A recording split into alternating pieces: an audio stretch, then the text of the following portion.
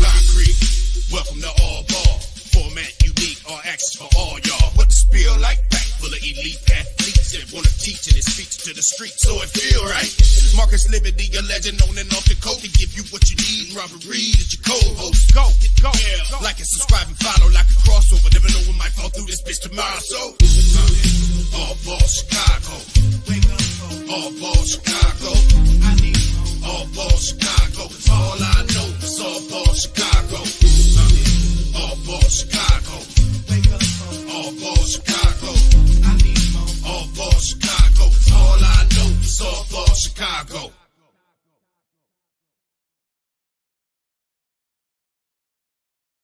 Welcome to another edition of All Ball Chicago. I'm your co-host, Robert Bobby Reed, and I got the legend, the NBA veteran, the McDonald All-American, your host, Marcus, living in the building. What's up, Marcus? What's up, my beautiful people? Well, I always wanted to ask you, Marcus, man. I have never asked you publicly this on the show, man, but you made it to the Final Four. Playing for the Flying Illini. What was that feeling like, man, being in that building with over 40,000 people, man? Did you get the jitters? Did you get the butterflies in your stomach? No, I always had the butterflies, man. It didn't matter when or where I was going to play. It could be pickup basketball. It could be, at the park, street ball, whatever. I always had the butterflies, meaning I think that's part of, approaching the game, if you don't have a little bit of those, jitters. But no, as far as, the scenery, no, I wasn't like in awe at all, No. It was like that's who, that's who. For some reason, I think it's probably some other players that's like this too, that, man, I didn't even really notice fans in the building. I mean, I knew they were in there, but you didn't, I was so like zoomed in on what I had to do on the court, that I never really paid attention to, the noise. That's a rarity, man. And that's what made you so great at what you did, because most players, they be looking around in the stands. Yeah, nah, not me, kid, not me. Yeah, man, that's good stuff, man. And I always, I look back at your film, and I just be in awe, man, at your ability, man, the things that you was able to do. So shout out to you, Lib, man, on the continued successful career, man, and what you're doing, brother. Man, appreciate that, man, for sure. Yes, sir. But yeah, man, it's been a lot going on, man, this past weekend. We had the girls' finals, the women's finals. Probably one of the, if not the most viewed women's basketball game, of all time. So, and you had two, powerhouse programs, different personalities out there on that court. And man, I know I was tuned in because of the hype of, the young lady at Iowa. Caitlin Clark and Angel Reese at LSU. Yep. So I was. Do you think that the racial thing built it up too? You can say that probably happened, because, LSU had a bunch of, African-American girls. And Iowa was predominantly, white girls. So you can say that a little bit that people are going to take sides regardless, right? And I just like basketball. So the young lady, Caitlin, she did her "you can't see me" hand movement against the team. I want to say before they got to the final game, or maybe it was even 2 games before that. But she did "you can't see me" and walked. She didn't like do it in the person's face, but she was doing it and walking. Right. Now my girl from LSU, she said, "Oh no, I'm gonna let it be known. you can't see me." And she was walking around, and then put that I'm about to get me a ring on my finger. And I thought that was entertainment. I looked at it as exciting. She was excited after the game. She didn't do it during the game. She was focused on the game. So, and I think people get people get confused and want to start and make up their own narrative about what just happened. I think both of those girls are remarkable basketball players and will do a lot at the next level. It was, for you to, I see you put up, was 9.9 million viewers of the game for LSU versus Iowa, which has never been done, and Caitlin, we've never seen anything like that before, man. We got to give it up to this young lady, man. She was getting 40 all through the tournament and stuff, man. And racial stuff aside, she worked on her game. You know what I'm saying, Liv?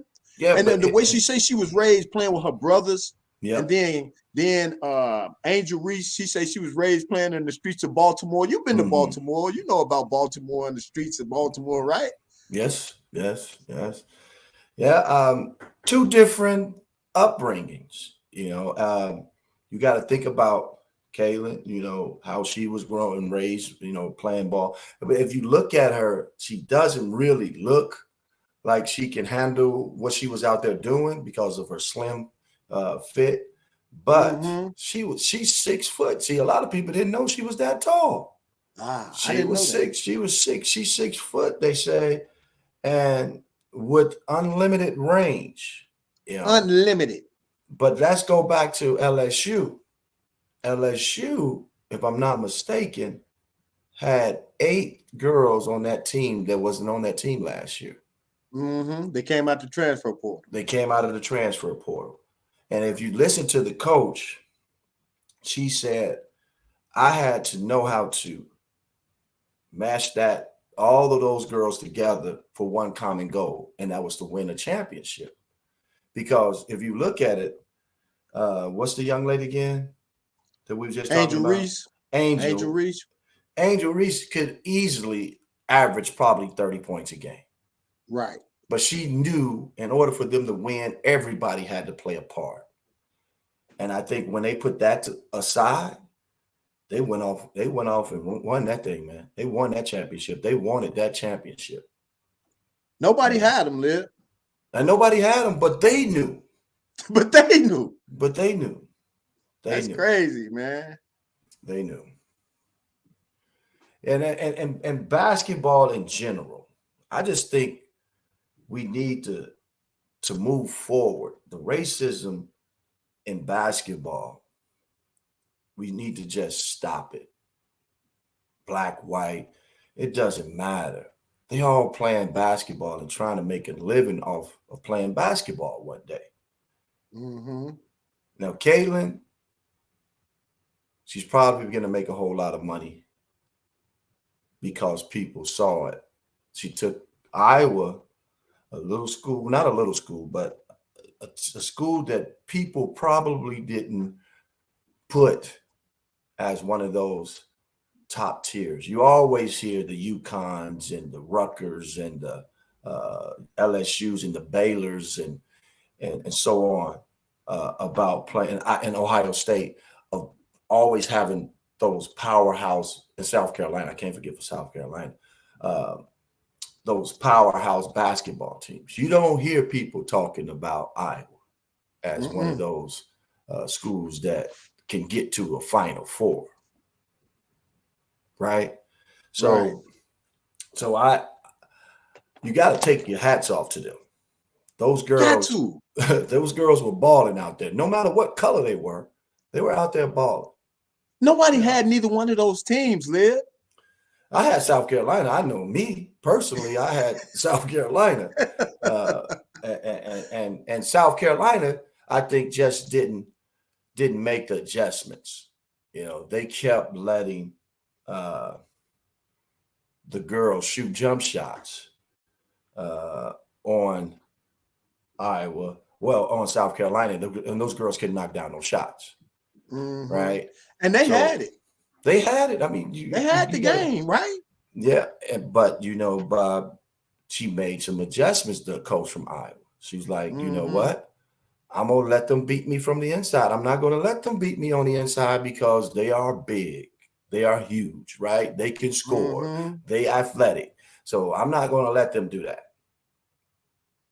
So they did What's a up? good What's job. up, Marcus Carroll? I just want to say what's up with Marcus Carroll and Troy Webster, who ball a scoop. They all chimed in real quick. Your boy Marcus Carroll said he tired of racism in basketball because there's no place for that stuff, and I agree. I mean, Yeah. Liv, you played on all type of teams, man, and that's a brotherhood. Yeah. You know, the guy Yeah. for you that played on all those levels, you got white friends who your brothers. You know what I'm saying, Liv? So people don't understand the disconnect when we look at basketball and say, hey, man, there's no place for that. And then I didn't, and what I didn't like when we talk about champions and going to the White House, Mm-hmm, and Miss mm-hmm. Biden opened up her mouth on national TV and said, I want to invite Iowa too, because I like them. How you think that's going to feel? Because we are the champions, and usually the champions go by Mm-hmm. themselves to the White House. Now, all of a sudden, you want to change it up. Now, if you're going to change it up, you need to say, this is what we're going to do from here on out. We're going to Mm-hmm. invite both teams because they competed and they fought hard and this and that. I think she got caught up in, I like that Iowa team. And I Right. enjoyed watching them. I want to invite them too. I'm going to convince my husband. No, no, you don't do that. You don't do that. Not Caitlin publicly. though, she's such a class act, man. I got Yeah. to give it up to her, man. She was just like, you know what? That's for LSU. Let them go enjoy that. You know, but let me just go back real quick when you saying the whole White House thing. I think both teams should be able to go. I mean, historically, they should invite both teams.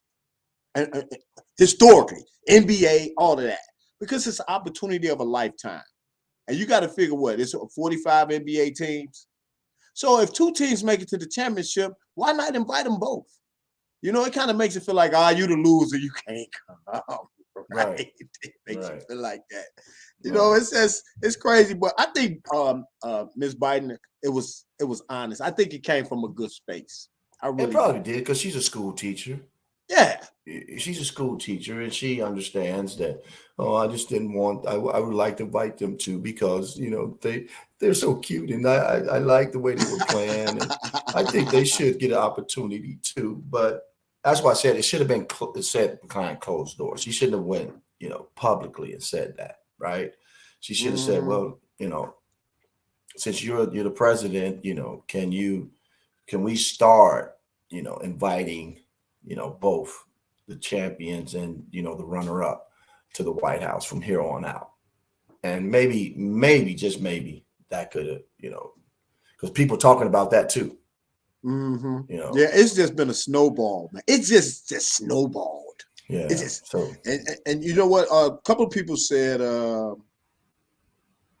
Mark Brown said no basketball player got more NIL deals than Angel Reese. She got 17 NIL deals. and more coming. And I more see coming. that. I see that. Think Uh, about the how things of basketball in general, but we're talking about women right now. How this is benefiting them. That young lady is probably making more money. No, not even probably. She will make more money than what she would do in the WNBA. mm-hmm. Yeah. Right? So think about all the opportunities, not only, on the court winning the championship, but off the court. The marketing, the name, image, and likeness that these young ladies are about to experience, all because of now people are more involved and in tune and start watching, women's sports. It's just such a blessing with the NIL, man. For so many athletes who came through the ranks that wasn't able to make money from their talents. Like you. Could you imagine if the NIL was around when you came out of high school being the #1 player in the country? No, I mean, and And to be honest with you, I wouldn't even know how to handle it because I'm an inner city kid, and you getting all this money thrown at you at such a young age. Mm-hmm. It's like you have to hire a team around you, somebody that's going to help you, manage, those dollars. And I just hope each and every one of the kids or young ladies, that's what we talk about, these young ladies have the right people in charge to help them manage that money, because that's a whole lot of money that some of these kids, some of these young ladies are going to get 6 figures, 7 figures easily, And remember, and we you talked gotta, about that, Marcus. yeah, We talked yeah, about the safety of these kids with this kind of money because right, they're around their peers. Their peers don't have that money. right. So we want to make sure our young ladies are safe. And kudos to Angel Reese and Caitlin Clark. Great championship game. And can we swing over to the boys now? I was a little disappointed in that game. I thought the Aztecs was just go pull an upset, but them damn UConn Huskies is too much, ain't they, Liv? Yeah, well, UConn, I think they were on a mission from day one, set out goals, and they were big, they were strong, they were fast. Wasn't Uh, they? and that game wasn't like watched by a lot of people. You Mm-hmm. know, if you really look at it, it wasn't really watched like the girls, the women basketball. Everybody was tuned in to that game, right? Right. The men, people, I think, got a little bit disappointed because some of their teams wasn't in it. I think Yeah. everybody would have wanted to see a Kentucky or a Duke or North Carolina or Kansas in the finals. And that didn't happen because it was exciting basketball to me up until then. San Diego State just didn't figure it out, or maybe they just caught a flat tire in a championship Mm-hmm. game and they didn't have no more air. Oh, yeah. I know they want to talk about the women's game like it ain't nothing, man. Right. Marcus Carroll, I know I missed that comment. He said one of the players for LSU was overshadowed, Lex Morris, from the racial undertones. And one thing, we can go back on that. We can go back and forth. Yeah, the men's game, it was a big disappointment to the N.C.A.A. because they didn't get who they wanted in that. They got UConn, but I don't think that they wanted the Aztecs. I think they wanted some blue blood in there. But not that only didn't happen. but not only that, Bob. Think about this: the women's basketball and the NCAA. Let's say the NCAA and ESPN. I'm going to throw it out there. It's up for negotiations next year. They just paid out $30-something million to the NCAA for women's. I'm just talking about women. What you think that's going to look like next year? Wow. $37 million? $30-something million. And that contract is up. And you see where women basketball is headed in college. They're about to negotiate something crazy. So that's why I'm okay with the NILs for these women getting paid, because the NCAA about to get their pockets fat. The thing to it just lets us know how much money has been circulating, right? All these years. All of a sudden, you got all these players getting 6 figures. Mm-hmm. Wait, back to the women. Thoughts on Don Staley's comments again after losing? Oh, man, Don Staley, man, class act. But like she said, you reporters out here, there's saying stuff about these kids because they're African American and they don't fit the narrative of what they used to seeing. People got to understand, man, growing up in the urban community where we come from, there's no blueprint to knowing how to behave in public the way that they want us to. You feel me, Liv? You was a guy who came around, you had the demeanor already. But for the most part, all kids don't have that with the talent level that you had, right? So let's take a guy like, let's just say Tim Bankston. if he had been to All American, McDonald All American, or whatever, you know for a fact Tim Bankston was a trash talker. So Don Staley is just speaking on the behalf of these kids coming from the urban community, and most of these kids just don't live in that bubble that the rest of the world is living in. What do you say, man?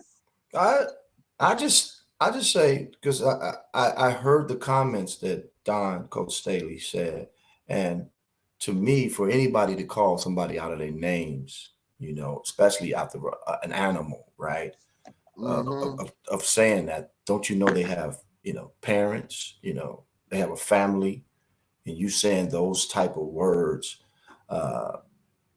for whatever reason, if it's for personal reasons that you said it because it makes you feel big and bad, that I can say this because that's what these young ladies are, is mind-boggling to me, that anybody can fix their mouths to say something like that amongst their peers or their newspapers or whatever they want to call it, and put this out there, and then smiles and comes to the interview rooms and smiles in front of the coach's face like she doesn't read it. Like she's not going to say nothing about it. Dawn Staley, she is the real one. She knows that her job is to help them young ladies become better on and off the court. And she says, I'm not going to change. If I tell my team to play tough and hard, that's how I want them to play when they get out there. So if you don't like the way I'm coaching, then you don't have to say nothing about it. But I'm going to continue to do that. Now, off the court, I don't think those young ladies are acting any kind of other way than somebody else, a normal person would. They want to celebrate. They want to cheer. That's what basketball was made of, streets. In the streets. Basketball it was in the streets, man. Was in the streets. So what was you doing in the streets? You were talking trash. 100%. Some people can handle it and some people can't. But you live through another day. So we got to get rid of that, man. This racism, man. We really do. Who Baller Scoop say Ron got a question in the YouTube chat. I see somebody say Don Staley got out coached. I think when you get a best player on your team, 2 quick fouls, which they did to LSU, to South Carolina, in that first 2 minutes of the game, that kind of slows you down when you get a best player, 2 quick fouls. Right. So, and it's been traditionally done in sports forever. The Bulls go on the road, they get Scottie and Pippen and Mike 2 quick fouls. Did y'all see Angel Reese modeling pictures? Is that what he was talking about? The question? I don't know, but I know I didn't see him. I seen somebody post some pictures of her, man, but she's such a young girl. I got a daughter, man. I got a daughter 26, man. You can't look at Angel Reese like that. Right. So you got daughters. I got daughters, and my daughter models too. So, but no, I didn't see the pictures. I'm sorry, Ron. I didn't see it, so I don't know if that's one of the questions that they want us to talk about. But she's a beautiful young lady. I'm going to say that she is a beautiful young lady playing basketball from Baltimore area.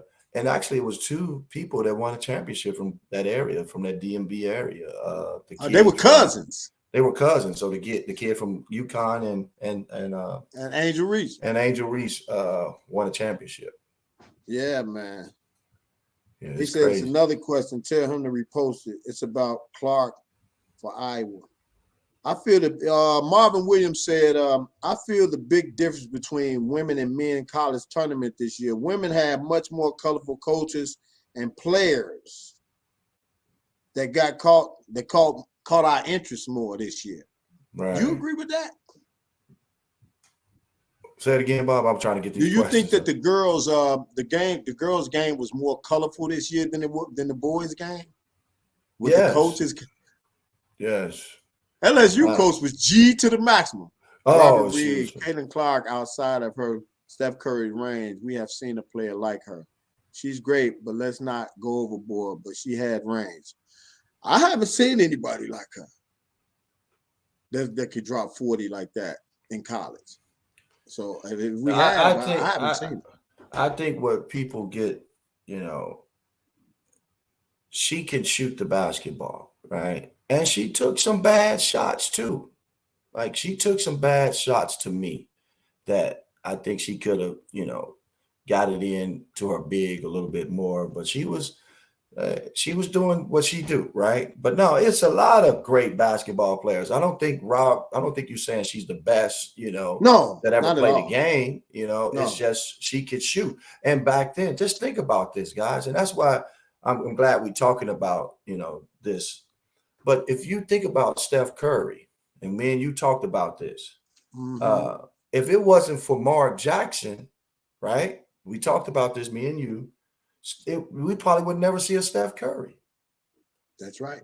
Because And to most add to coaches, that, and most coaches probably won't let you shoot like that. and you know what? I want to add to that. And I saw Isaiah Thomas say that. He said, "I'm gonna take you back." He said, "I saw Billy Harris in the projects coming down, pulling up from half, right, hitting threes, speed up." He said, "I saw Stephon Marbury come to the league, pulling up from three, right." So it's not new. The game is not new.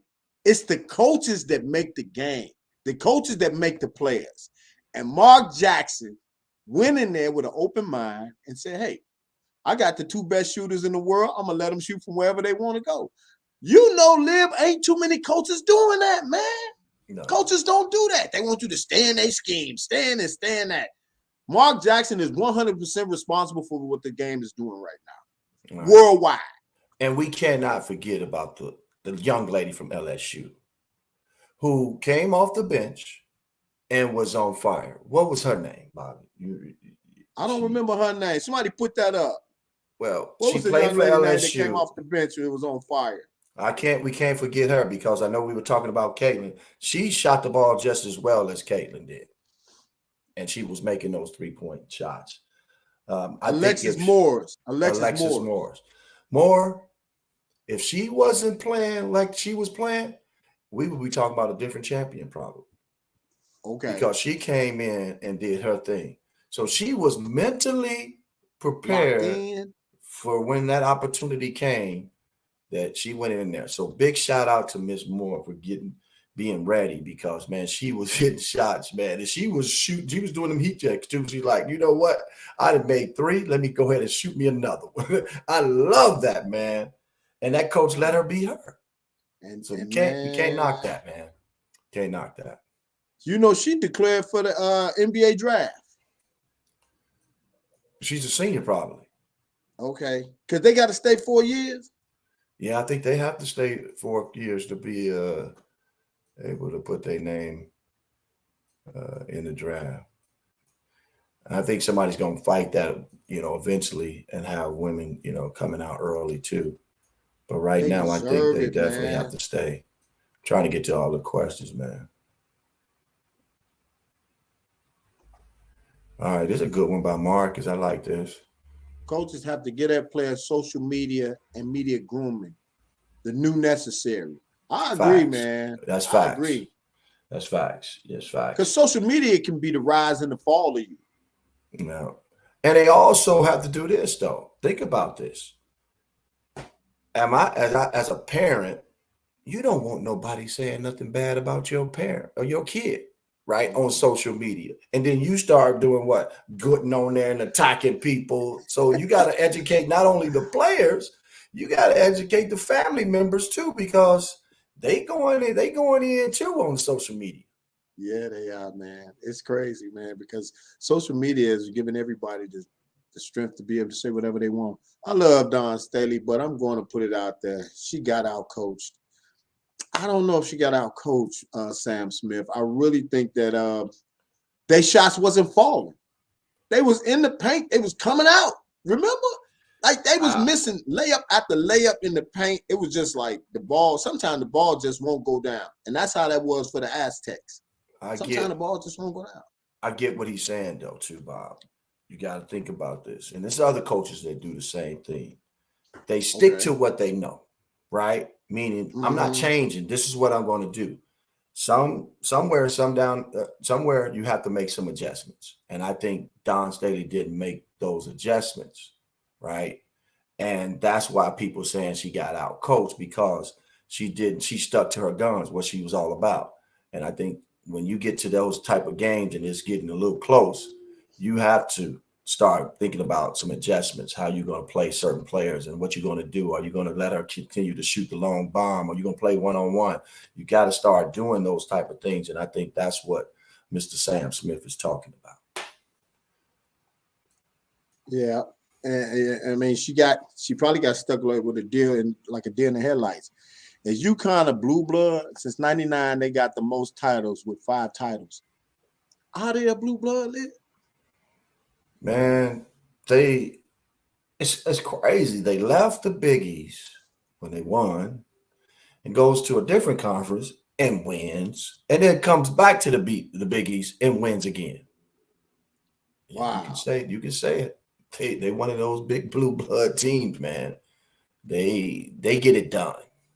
They get it done. Would you equate that to the players, or is that coaching, a coaching system? I would say a little bit of. I would say a combination, man. Because you think about this guy is really the Coach Hurley. He really knows how to coach, right? But he also played, and he also has a family of coaches. His dad's a coach. His dad is a coach. His brother's a coach. So he has that pedigree already in him. So here we got another question, man. But yeah, UConn definitely is showing that they belong with the top teams. Liam and Rob, I understand celebrating, having fun, but to compare the "You Can't See Me" flex from Clark is entirely different than Reese did. She called Clark a hoe, then overtime flex on her. She cried about getting called ghetto, then look how she acted. Liv, the few times I saw you play, I didn't think you could talk. Pure class when you played, unlike me and Angel. Yeah, some people just have that though, Bob, right? Some people have that, and you can't change that, right? I was never that guy, man. For one, because you know what that can lead up to too, man. That can lead into some other things. A melee. Yeah, if you're talking to, you're speaking to the wrong person. Sometimes you know who you're talking to too. You know who to do it. You got to know who to talk trash to. Yeah, man. Because some dudes don't take too lightly to that, especially when you in them. You have a big old Debo type play out there. You do that. Give me that bike, homie. Give me that bike, homie.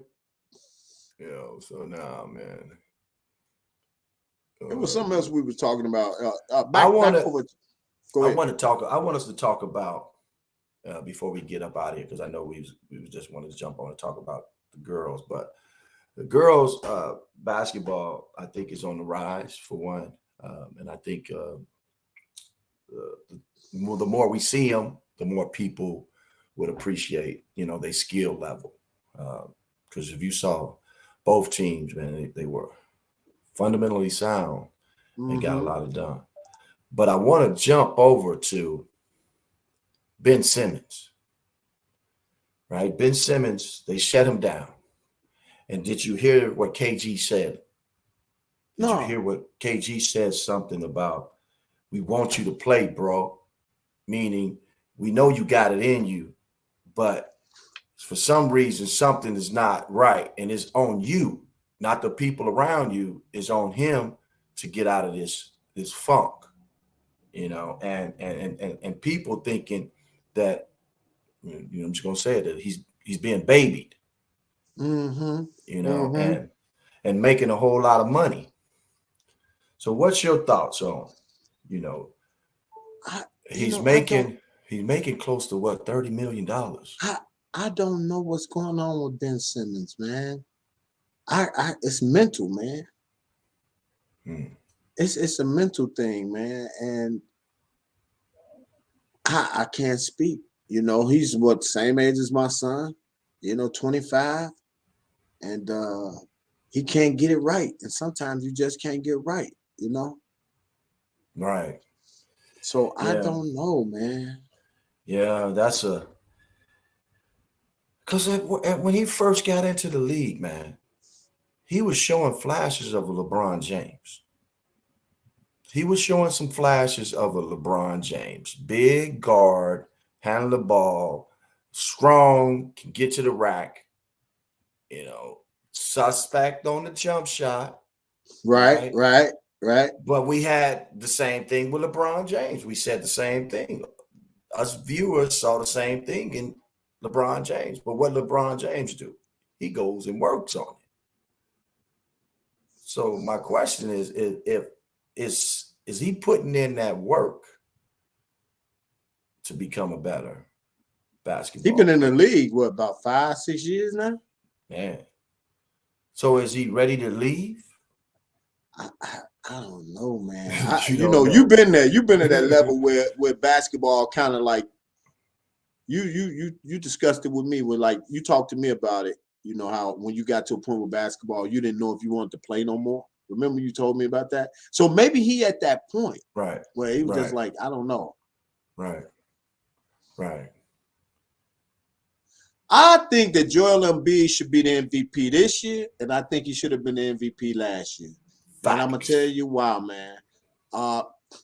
Like Kendrick Perkins said, there's only been 3 times in NBA history that the MVP did not lead the league in scoring. That was Dirk, Nash, and my man over there, Jokic, right? And while I do like what Jokic is doing, Denver hasn't gotten out of the first round.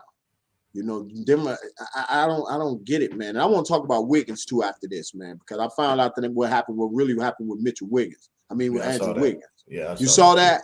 It was his Yeah, dad. so Yeah. so Joel Embiid, man, I think he's been the MVP the last 2 years, man. Joel Embiid to me is a guard in a big man's body. Do you watch, listeners, our viewers out there? Do you watch his footwork, the way he handles the ball, the way he moves, man, the way he be faking those bigs out? Man, and he's got the power game too. So he has the finesse game and the power game. We haven't seen a big like this in a long time. Other than the Hakeem Olajuwon. The closest one I can say is Hakeem Olajuwon. Yeah, That moved like that. You know, and I think there hasn't been any other one, period. Shaq had a little bit of that because Shaq could dribble the basketball, but Shaq couldn't shoot that jump shot like the way these guys are shooting.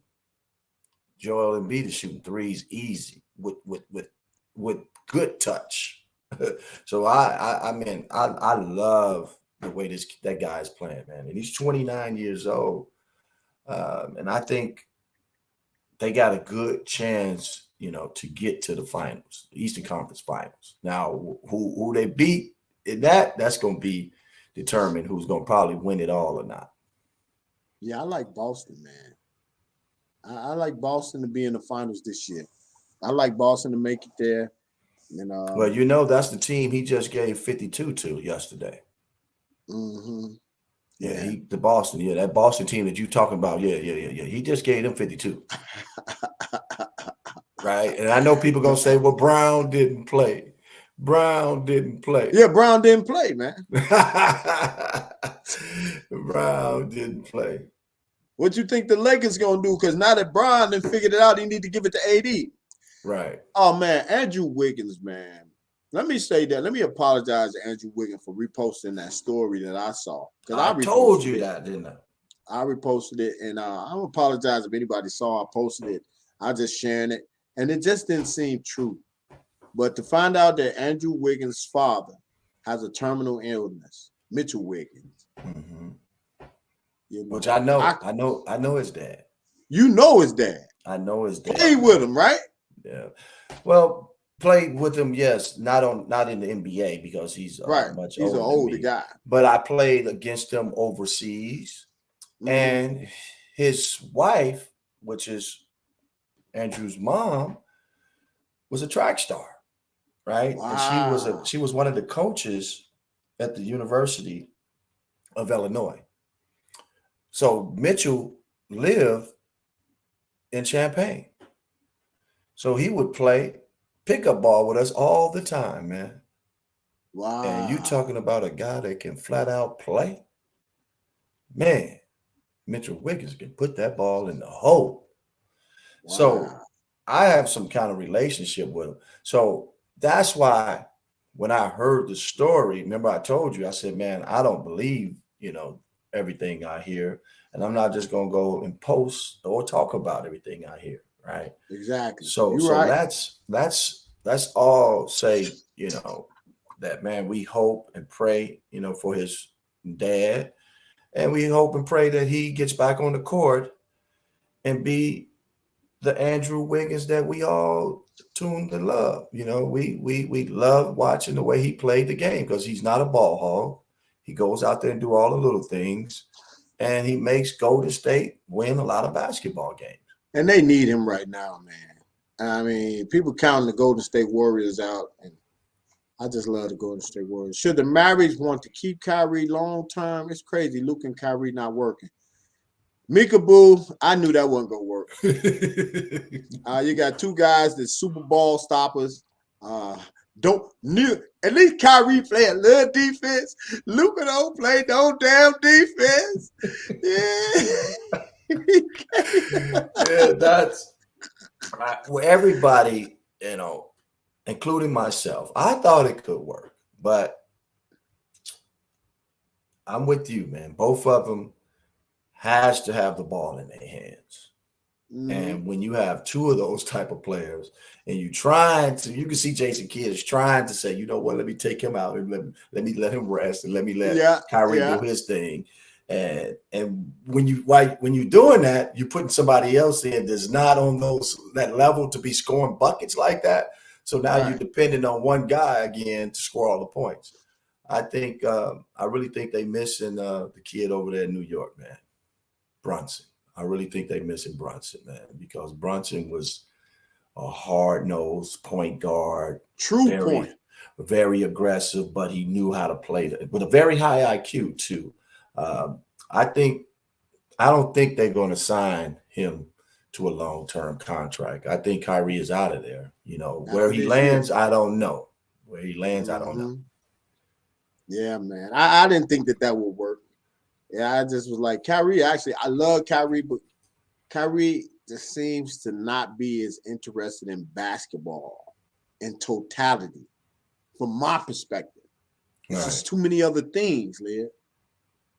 So Bob, that's what's going on in Chicago, man. I heard some big news happened the other day, man, about the elections, man, in Chicago. Who's the mayor? Yeah, man, they got a new mayor, Brandon Johnson. Brandon Johnson. Yes, yeah, Brandon man, Johnson. They got a new mayor, man, in Chicago. Unbeknownst to me, I didn't know Paul Vallis went out to New Orleans and messed up their school system, and he got a bad track record with urban community. So yeah, they got a new mayor, and I just pray for that man. I really do, because they're not gonna do nothing but fight him for every step of the way, man. Chicago is big politics and it's very criminal here, and I just feel for the man. Just like they did Lori Lightfoot. Everybody want to throw Lori Lightfoot under the table, but this is me speaking, and this is not Marcus speaking. I live here in Chicago. Chicago is one of the most racially divided cities.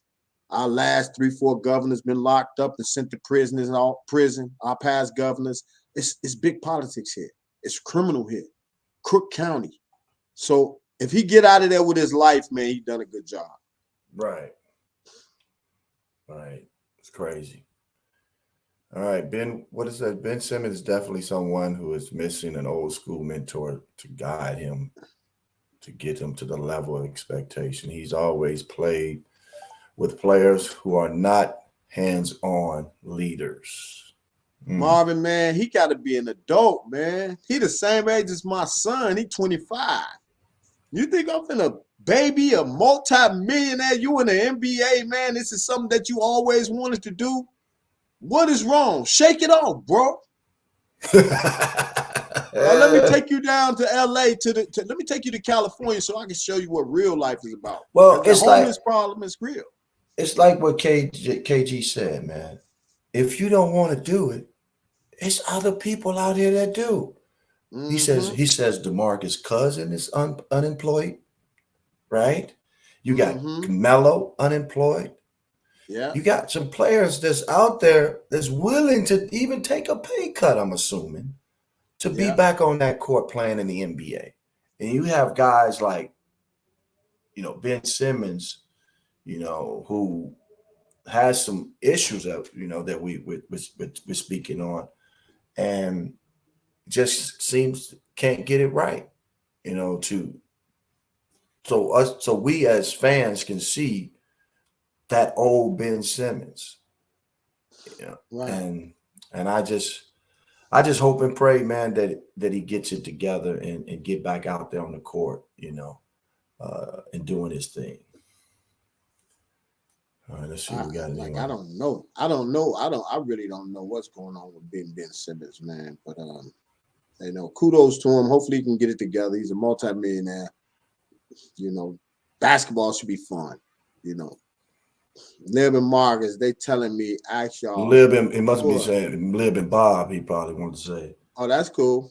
Lib and Marcus, who are the top 5 female players y'all seen play in college basketball history? Wow, that's I'll let Lib take that one. Well, I can name 2 for sure that I enjoyed watching. Cheryl Swoops, right? Cheryl Swoops. Maya Moore. Okay. That's 2. Lisa Leslie. That's 3. Both of these. I didn't see Cooper play. I didn't see her either. I watched Candace Parker and Tamika Hoslaw. Ooh, bad. That's strong now. That's the 5 that I saw that I believe that was, up there. But who knows? It's just me talking. Right. Well, I mean, that's your choice. I mean, you pick some killers right there. You pick some killers. So some people saying Ben Simmons needs some help over in Brooklyn. Is he even playing? Or no, he needs help. I think he's talking about mental health. Because I can't.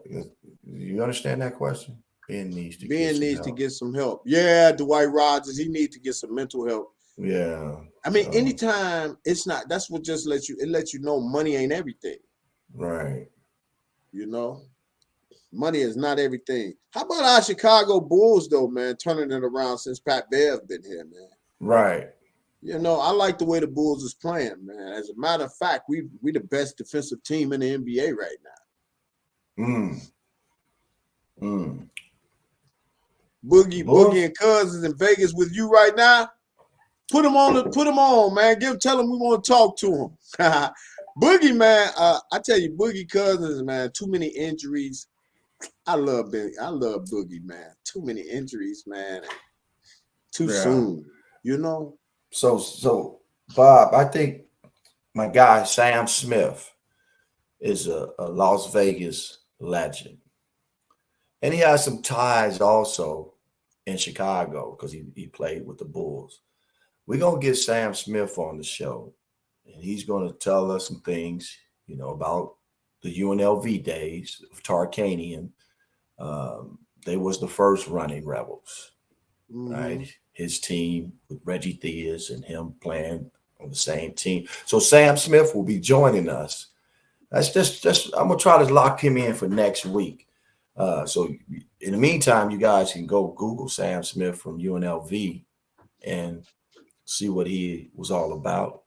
Shoot the lights out the ball and play great defense.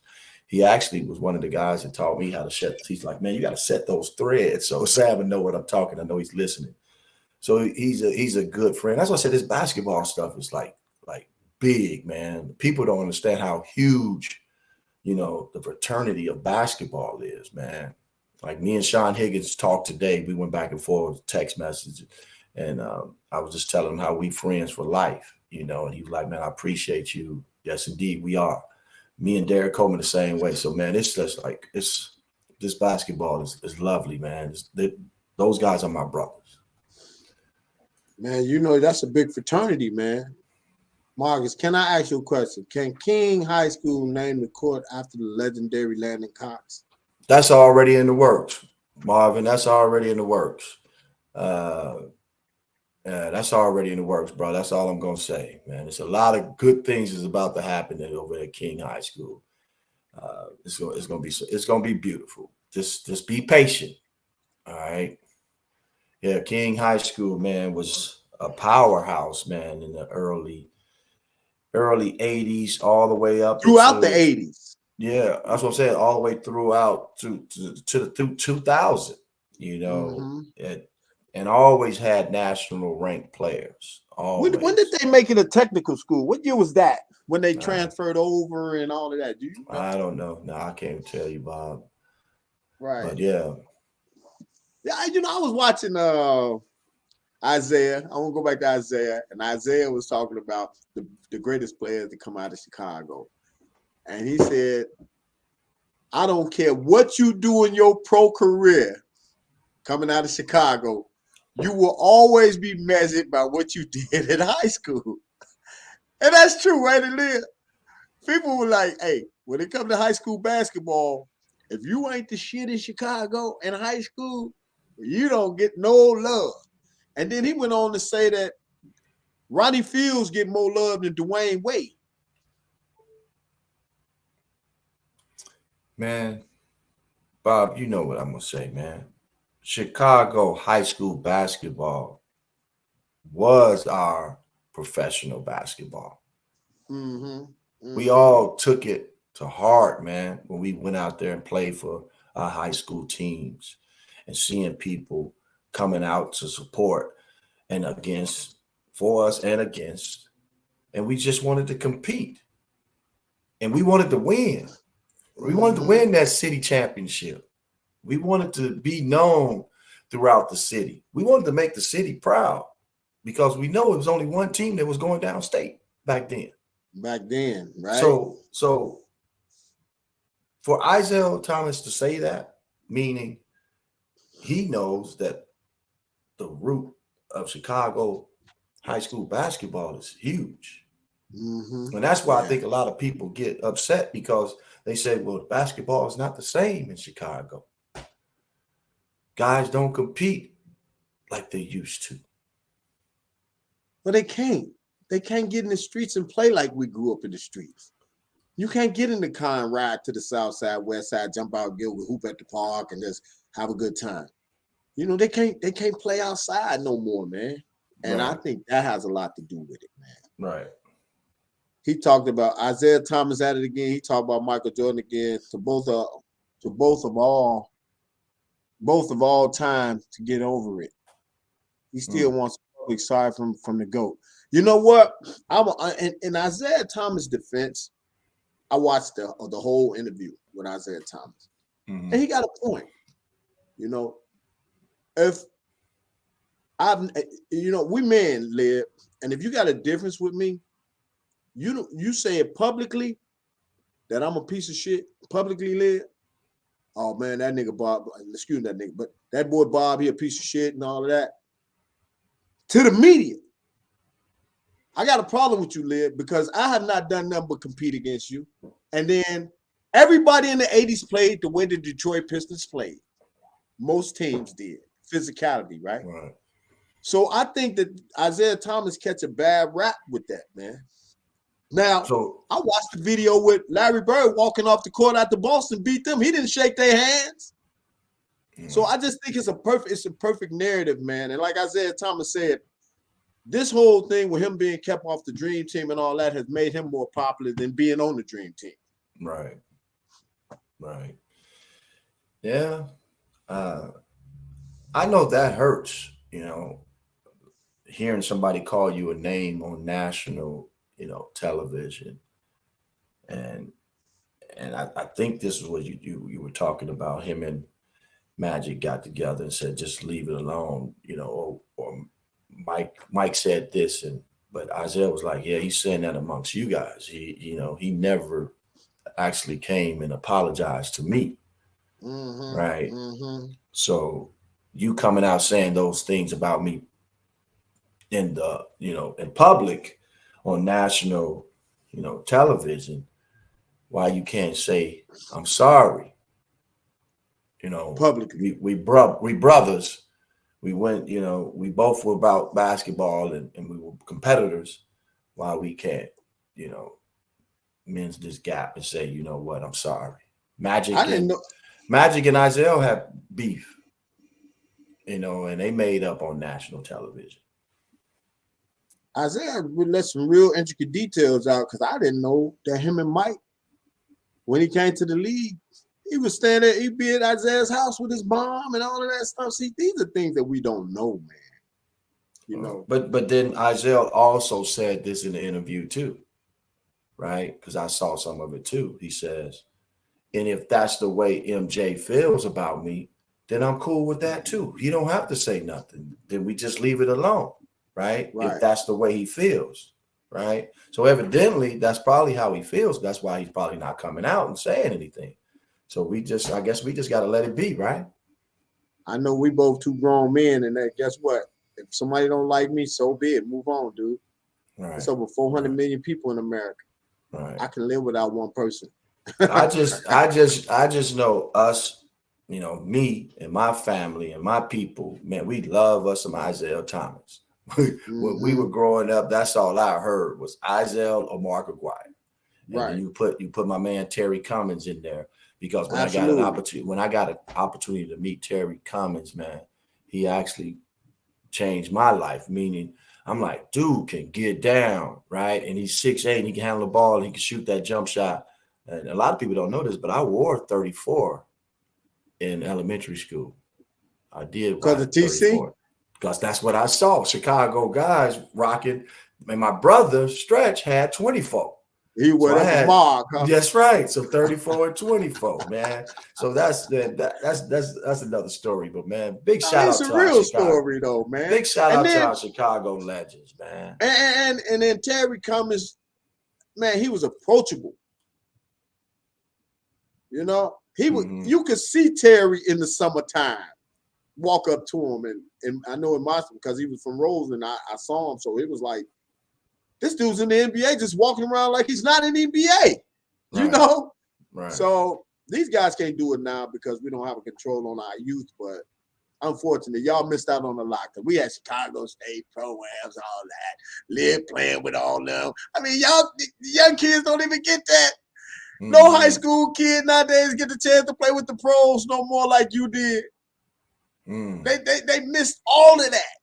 Yeah. That's crazy, man. Yeah. I mean, basketball has changed though, man. Like everything has evolved around money, now.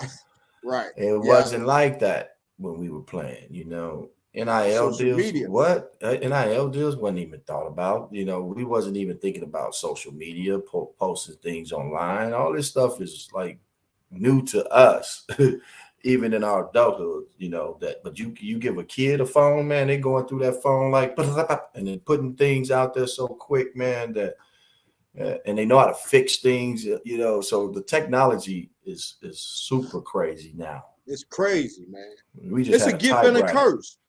Mm-hmm. This one is for you, Bob. Robert Reed. Ben Simmons hasn't been the same since the Jenner girl left him for Devin Booker. Now she's dating Bad Bunny. Darla Santee, I did not know that. Wow, man, that's messed up, man. Is that the one that's a billionaire? The Jenner girl that's a billionaire? It's unfortunate that these guys are that weak, man. I just wasn't that weak when I was young. I don't want to get into my transgressions, but I will say that I wasn't that weak. And I was. He said I wasn't that. You said I wasn't that weak. Lynn, we wasn't that weak, man. And we grew up poor. I think people just date people because some want the status. I don't know if that's what the Jenner girl was all about. Because it seems like she went from one basketball player to another. And it seems like the older sister did the same thing. She went from a basketball player to another basketball player, or to a football athlete to a basketball player. So it seems that's what gets them able to market their brands with someone who has a big following. So It's crazy. it's a little clever on their side. You know, it's crazy, man. And I'm not those guys, but I know one thing. I just be looking at it like, man, it's so many women in this world. Y'all guys falling out over the same women. I don't know. That's a whole nother story. It is all ball Chicago. We won't get into the dating part. That's the late night show. That's your late night show. That's your late night. So and I ain't done that show in a while. I ain't done it in a while because it's summertime. Weather breaking up here. It's been 70 degrees, so nobody's in the house. How good was Reggie Theus to the youngest? I love Reggie Theus. Reggie Theus was cold to me. What you think, Lid? Reggie Theus can handle it. He can dime that bug. I said Reggie Theus was the baddest man in Chicago before Mike got here. Yeah, he was. Yeah, he was. No, Mark Aguirre, but Mark had left. But Reggie Theus, we talking about as far as for the Bulls. Right. Yeah. Right. Reggie Theus was the man. Yeah, but we'll have to have Sam Smith come on and talk about him. But do I think the youngins like him? They probably never saw him. They probably never go watch any of the old YouTube videos that they probably have out on Reggie. But Reggie was smooth, but Sam Smith was just as good, and just didn't get that full opportunity. You know, I know that because I done seen this kid. I mean, not kid, but I done seen Sam. You know, hoop all the way until he was 50-something years old. I'm talking about shooting, man, telling people where to go. He had a high IQ, man. I know he was a special basketball player. Man, when we have him on the show, man, he's gonna tell it all. I already know he's gonna tell it all, man. And it's gonna be a good one, man. I love history. Yeah, that's gonna be a good one, man. Next Wednesday. He's gonna talk about the Tarkanian, you know, all that. You know, all that. So yeah, man. It's crazy how basketball, like, it just be that little small twitch of your career. It can change your whole career, right? You know, and things can line up perfectly for you. But one thing I would like to say, if there's anybody watching, any of these young guys watching it, man, you know, don't let nothing get you down. You know, don't let basketball be the ultimate thing that you're trying to achieve. There are so many other things that you can do. You know, I know we all love hoop, but there are other things that you can do in life that you can find satisfaction and gratification. And it's only 450 jobs in the NBA, so don't hang your head when you don't get the opportunities. So there's life after sports. No doubt, man. And sports, not only it can help you make some money, but it also shows you a different part of how to be organized, how to interact with other people. You know, the structure of playing a sport is remarkable. And that's why they like to have a lot of ex-athletes come and speak to organizations, because these companies, these 500 Fortune companies, because they know what to look for, what to talk about, you know, because we have to have that in order to play the game of basketball, and you have to be organized. So I think they love that about us, man, and that's something special.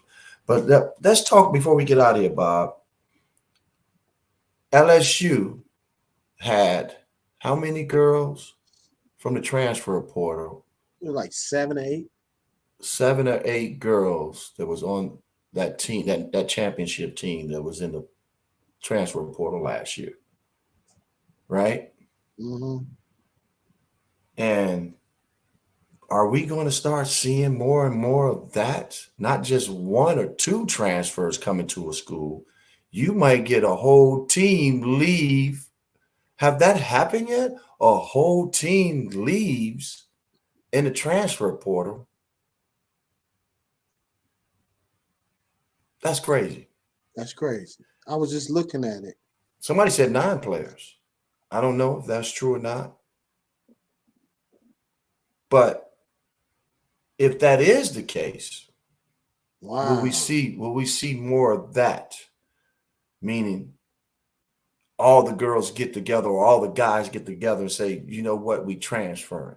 I'm getting up out of here. And then they all go to one particular school.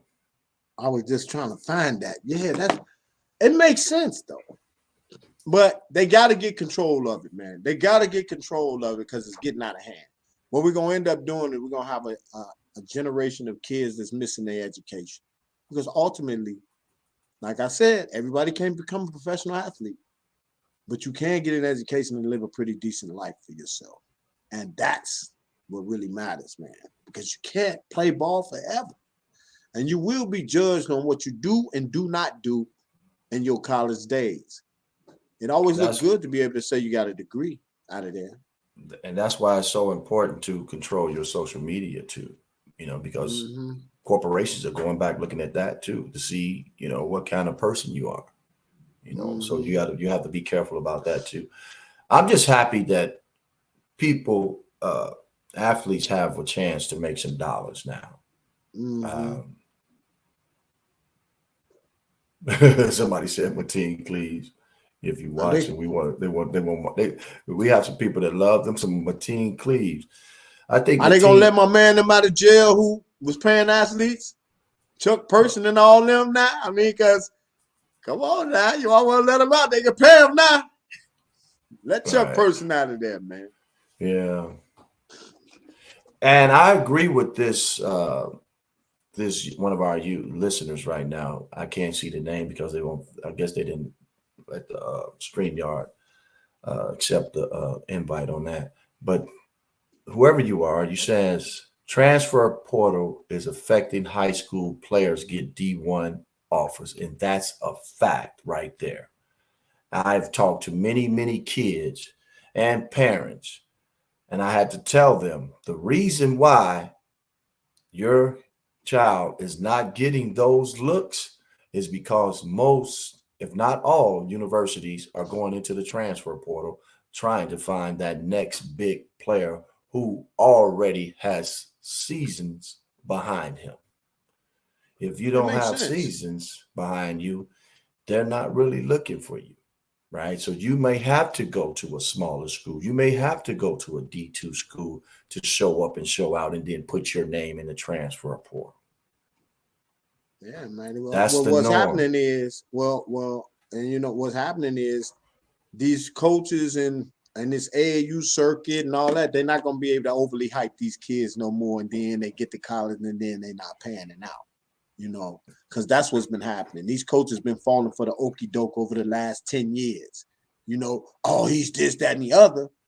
And then they use a scholarship on this kid and he get there and he boo-boo.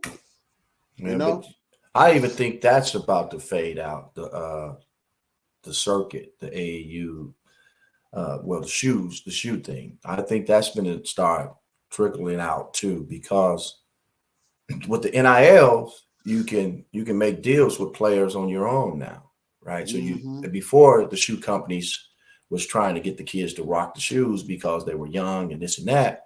And so they formatted this. But when the NIL stuff came, they was like, well, we got to maybe approach this a whole different way now. So they didn't cut a lot of big time programs budgets. Did they? Oh man, yes, those shoe companies that cut a lot. Why do it when we could go straight to them now? Right. We can go straight to them now. It's not illegal now. Right. At first, you if these people were getting paid, you could mess up their amateur status. Right. Now you can't do that now. So now these the shoe companies are saying, you know what? Because I don't know if you watched the McDonald All-American game. Oh, right? I absolutely did. But did you see the shoes Wagner was wearing? I didn't pay attention to the shoes. He was Adidas was sponsoring them, right? But he was rocking Nike shoes because he had a Nike deal. See, a lot of people weren't watching that. If you go back and watch it, he was rocking Nike shoes. You say he was riding in a Bentley to the game? But he did a promo for him. He did a promo for him, and I'm pretty sure he got some dollars out of that.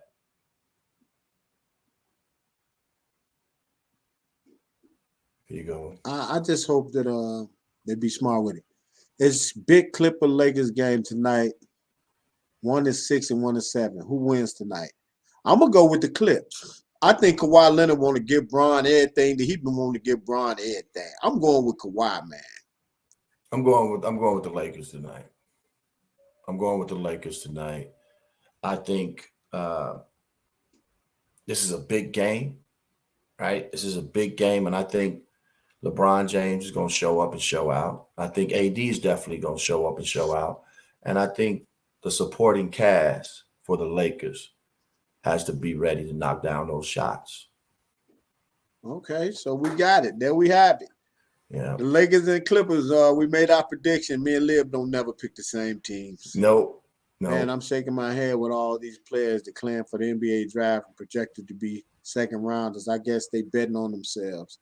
Yeah, Ron, that's crazy, man. They don't realize it's only 450 jobs, and then it's only, 30 rotating jobs each year, right? Yeah. 30 to 60? But yeah, and with the new collective bargain agreement, that I think it's going to open up more jobs for some people, because now I think teams can have 3 two-way contracts. First, it was only 2, and I think now they hopefully, I think they're going to sign off on it. Now you can have 3 two-way players on your rosters. So that's going to be something that's going to open up at least 30 more jobs for people, right? All right, let's see what my man said that we're going to get up out of here. I know at least 4. Go ahead. I know of at least 4 D2 players who would have went D2 under certain circumstances if it wasn't for so many fifth-year seniors and transfer portals. Yeah, man, Randall, man. It's just getting back to where it was when Liv went to college. He said he meant to say D1, not D2 too. So right, D1. You know what? It's a coach that I follow on Twitter, and he made a very, and I'm gonna leave you, and then Liv, you can close out after this. He said, if you go D1, if you get offered by a D3, oh, don't go D3. That ain't good enough. Go D2. Oh, D2 ain't good enough. Go D1. Oh, N.C.A.A ain't good enough to go do D3. You know, it's just never gonna be enough. You know, and I think our young people have been brainwashed with Division I schools. Let me tell you something. If you good, they'll find you. If you work hard, you're in the right places. If it's meant to be, they'll find you. These kids got to get that Division I thing out of their mind 100%, because it's just too much basketball to be played. I wish Marcus Carroll was here to chime in on that. Right. Yeah. I agree with you, man. And back in the day, it was different. It was different. You know, people were playing D2 and were going to the D3s and the N.C.A.A. They were going to those schools, but people wasn't publicizing it a lot. And it wasn't on Twitter where I just got an offer from, right, Liv? No, now people are thinking that's not where I want to go. I mean, it doesn't even sound right. That's how these kids look at it. D2? What do you mean D2? That doesn't even sound. I'm not going there. I didn't heard of kids losing a D2 scholarship when that team offered them that scholarship on D2, because the kid was basically saying, I'm waiting to see if I'm gonna get a D1 scholarship. And I think they need to be explained to them what that really means, what D1, D2, and D3 really means. And we talked about it before, but all it is how many varsity sports they offer for men and women. That's what makes a school Division I, Division II, Division III. So for how many sports they offer for men, they have to offer the same amount for women. And that's what makes University of Illinois a Division I school. They got baseball, basketball, football. They offer multiple sports for men and women. Man, if I'm that guy and the basketball courts are pretty much the same in college, and that basketball definitely the same size, that pretty white net is still the same. It's going to swish when it goes through there. You're going to still have people cheering you in the stands. If you go out there and bust your butt and you believe and you bet on yourself and say, you know what, I'm going to take this D3 or I'm going to take this D2 scholarship and I'm going to show you guys. I'm going to show you better than I can tell you. If you don't believe me, watch what I do. Right. And I think that's the mindset that I think our generation, this generation of kids should have. You know what? If it ain't meant for me to be there now, maybe, just maybe later, So I'm going to put the work in. I'm going to continue to bust my butt. I'm going to continue to say, you know what? I know I belong.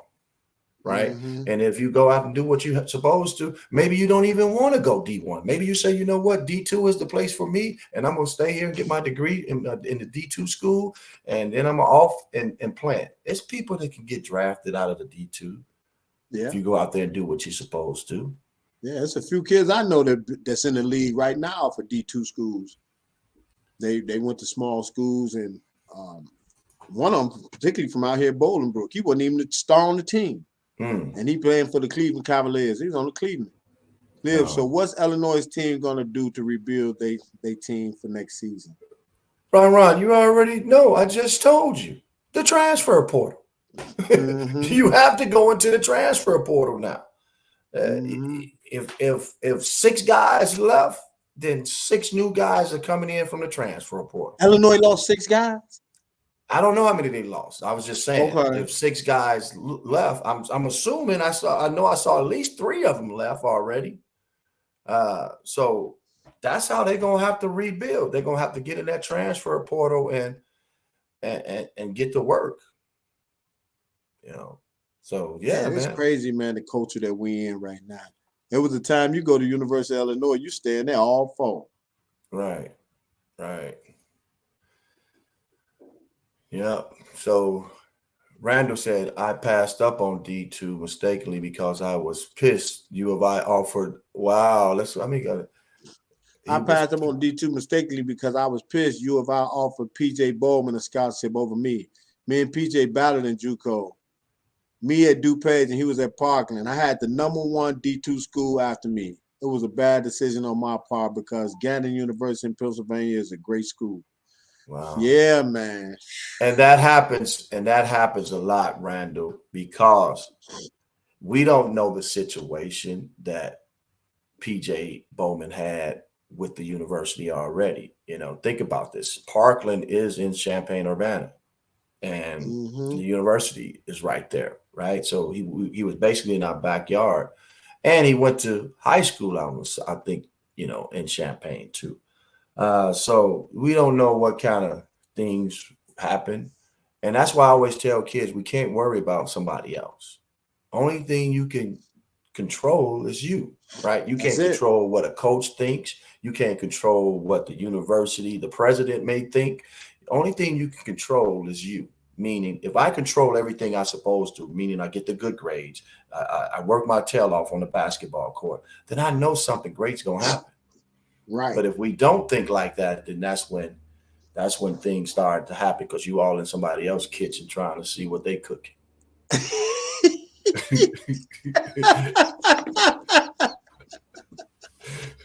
Yeah, man. Oh, that's a good way to close out, Marcus. Yeah, man. So big shout out, man, to all of our listeners today, man. We really enjoyed this one, and man, you guys stay safe, health-wise, and please love on your loved ones, man, because we losing people.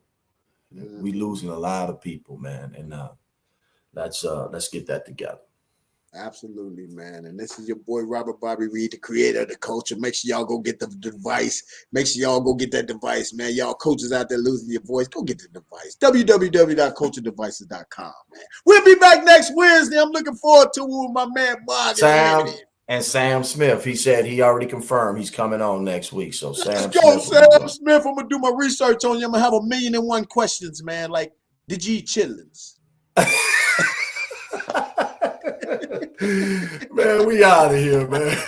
Don't forget to like and subscribe. Thank y'all for watching. Chicago, Chi-Town, Chicago.